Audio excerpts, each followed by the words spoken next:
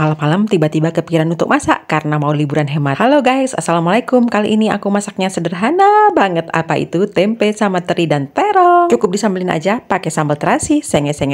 Masukkan daun jeruk. Jadi deh, mumpung suami lagi libur, nggak afdol rasanya kalau nggak keluar dan jalan-jalan. Makanya dari malam udah persiapan, nyiapin makan, nyiapin bekal, dan nyiapin apa aja yang mau dibawa. Padahal jalan-jalannya cuma di dalam kota aja, karena memang ini tanggal tua. Dompet udah tipis, cuman lemakku yang tebel. Perjalanan kali ini melewati gunung-gunung, pemandangannya indah banget ya. Mataharinya baru keluar dan masih malu-malu karena aku berangkatnya jam setengah 6 pagi. Tadinya sih mau berangkat jam 5 pagi karena aku udah siap, tapi suamiku yang belum siap. Akhirnya ketunda sampai setengah jam. Ya udah kita lanjut lagi. Di sini aku berhenti sebentar karena di sini tuh pemandangannya bagus banget dan aku sama suami ambil video-video sama foto-foto. Tapi karena suhunya 15 derajat dan kita kedinginan, akhirnya di sini cuma sebentar lalu lanjut perjalanan. Nah, sekarang kita sudah memasuki desa Sumber Brantas yang disebut dengan kaki langit karena kita memang ada di ketinggian, teman-teman. Sebentar lagi kita akan melewati perkampungan yang ada di bawah jalan dengan latar belakang gunung yang menjulang. Bisa dilihat ya, perkampungannya padat banget, tapi ada juga lahan kosong untuk persawahan. Berhubung Pak Su itu kedinginan dan pengen yang anget-anget, akhirnya kita mampir ke minimarket untuk beli kopi. Di sini kita caring sebentar, walaupun mataharinya terik banget, tapi tetap dingin. Karena aku nggak biasa kalau minum kopi sebelum sarapan, jadinya aku nggak beli ya. Aku cuma minta dikit aja punya Pak Su. Lanjut lagi perjalanan. Di sepanjang perjalanan kita akan disuguhi dengan pemandangan. Buat yang lagi punya masalah hidup, masalah percintaan, tolong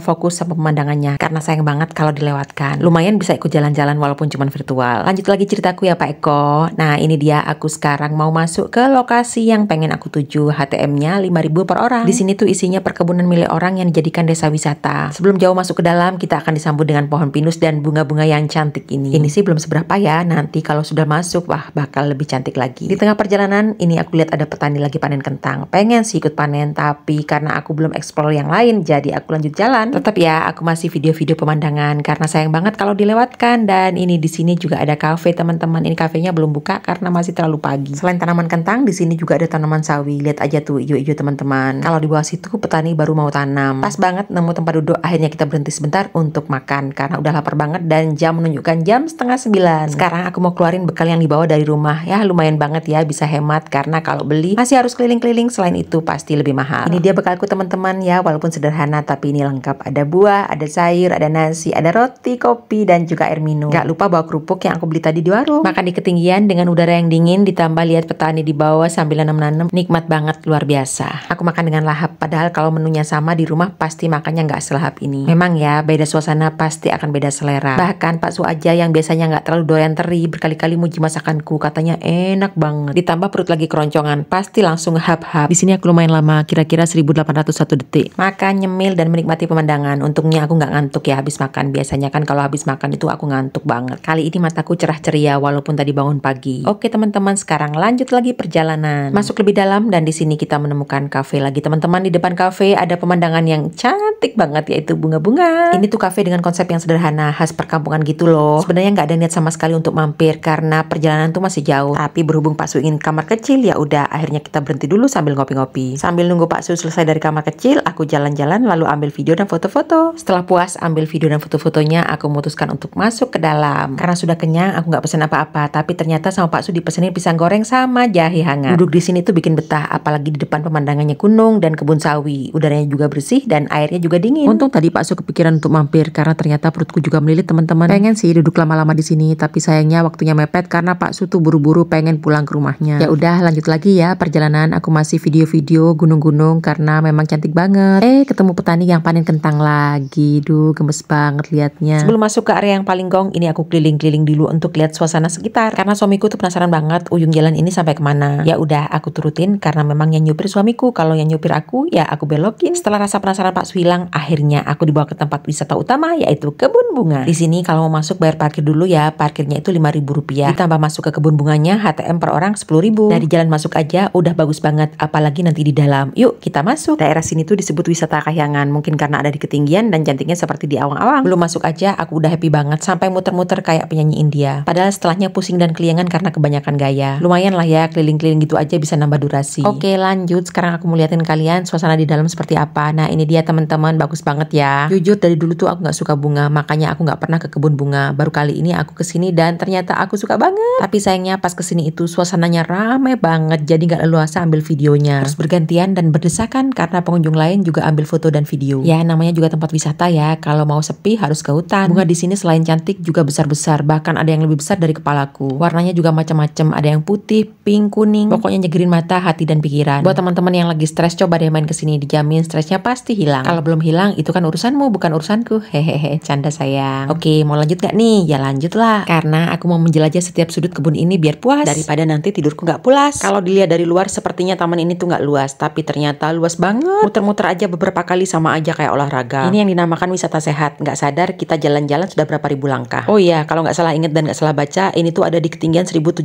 mdpl. Jadi memang tinggi banget ya. Berasa di antara awan-awan dan sejajar dengan gunung. Walaupun mataharinya terik, tapi udaranya segar dan sejuk banget. Anginnya juga kenceng, makanya kerudung dan bajuku berkibar-kibar. Untungnya aku nggak dibawa terbang, nanti dikira Dewi Kayangan. Oh iya, aku mau jelasin, bunga ini tuh namanya bunga hortensia dan sifatnya itu beracun kalau ketelan. Makanya jauhkan dari jangkauan anak-anak atau hewan peliharaan yang suka gigit-gigit daun. Begitu info yang pernah aku baca. Untuk lebih jelasnya silahkan baca sendiri. Bunga-bunga yang ada di taman ini nggak boleh dipetik ya. Jadi kalau pengen punya bisa beli di loket. Karena yang ada di sini hanya untuk dinikmati keindahannya. Nah lanjut lagi, sekarang aku pergi ke sudut yang lain. Kalau tadi dominan putih, sekarang bunganya dominan ungu. Keduanya sama-sama cantik, tapi sayangnya karena mataharinya terlalu terik, jadi ungunya nggak kelihatan. Maksudnya nggak terlihat jelas di kamera, karena aslinya jauh lebih cantik. Kalau teman-teman lebih suka yang mana, yang ungu atau yang putih? Kalau aku pribadi sih lebih suka yang putih, karena menurutku warnanya lebih cerah. Waktu lihat videoku, tolong fokus sama bunganya ya, jangan fokus sama aku yang lagi muter-muter, karena memang itu gayaku. Aku nggak bisa gaya yang lain, apalagi nari-nari, pasti kayak kanebo kering. Oke, lanjut lagi. Sekarang aku mau pindah ke sudut yang lain, tapi masih tetap di taman yang sama. Di sini juga nggak kalah lebatnya, hampir semua bunga bermekaran, tapi ada beberapa yang belum mekar sempurna dan warnanya masih hijau. Tapi walaupun warnanya hijau, tetap cantik banget ya. Kalau kalian main kesini, aku jamin pasti betah karena memang nenangin hati dan pikiran. Tapi sayangnya di dalam taman ini tuh nggak ada penginapan. Jadi buat teman-teman yang dari luar kota atau ada yang mau menginap, silakan cari penginapan di luar. Di dalam sini cuma tersedia cafe mini untuk yang kehausan atau yang sekedar bersantai. Harga cemilan dan minumannya murah banget, mulai 5 ribuan aja. Aku nggak beli karena aku masih kenyang banget, dan lagian aku kesini tuh fokus banget sama bunga-bunga yang ada di sini. Karena saking excitednya, sampai semua sudut aku ambil video dan foto. Pokoknya nggak ada yang terlewatkan karena diambil dari sudut manapun itu semuanya tetap cantik. Gak kerasa loh, aku di sini tuh udah hampir 2 jam, tapi karena masih betah banget ya udah akhirnya keliling-keliling lagi. Walaupun bunganya sama semua, tapi nggak tahu ya kenapa aku nggak bosen muter-muter di daerah sini. Bahkan aku betah banget dan rasanya nggak pengen pulang. Sayangnya ini tutup jam 5 sore. Andai aja bisa camping di sini,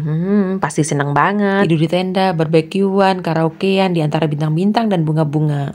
Sayangnya cuma hayalan. Sesekali tidur di alam terbuka kayak gini, bolehlah dicoba. Nanti kita cari tempat lain untuk kemah, asal aku sudah punya tenda. Sebenarnya sih udah beberapa kali Pak Su ngajakin camping, tapi aku masih mikir-mikir karena peralatan belum lengkap. Selain itu harus nyiapin fisik dan mental karena usia nggak lagi muda. Oke teman-teman, karena sudah hampir sore, saatnya untuk pulang. Aku sudah sampai rumah dan sekarang aku mau unboxing apa yang aku beli tadi, ditemani si Ipin. Aku belinya sebelum pergi ke kebun bunga. Jadi ceritanya aku tuh ngeliat cabai gendot di jalan teman-teman, karena udah lama pengen, jadi akhirnya aku berhenti dan beli. Nemu cabai gendot seperti nemu harta karun, karena di sini tuh jarang banget yang jual. Selain beli cabai gendot, aku juga beli tomat, pepino dan juga kentang. Harganya murah-murah. Harga cabai gendotnya 5.000, tomat 4.000, kentang 5.000 dan pepino 10.000. Oke lanjut, sekarang aku mau unboxing bawaan dari mertua. Ini aku dikasih pisang, namanya pisang tanduk. Aku dikasih 2 sisir teman-teman. Aku bingung mau dibikin apa karena pisangnya kematangan. Oh iya, selain dibawain pisang, aku juga dibawain tomat sama jeruk. Akhirnya selesai juga unboxing bawaanku hari ini, dan aku mau makan dulu ya teman-teman karena perutku lapar banget. Berhubung masakanku udah habis,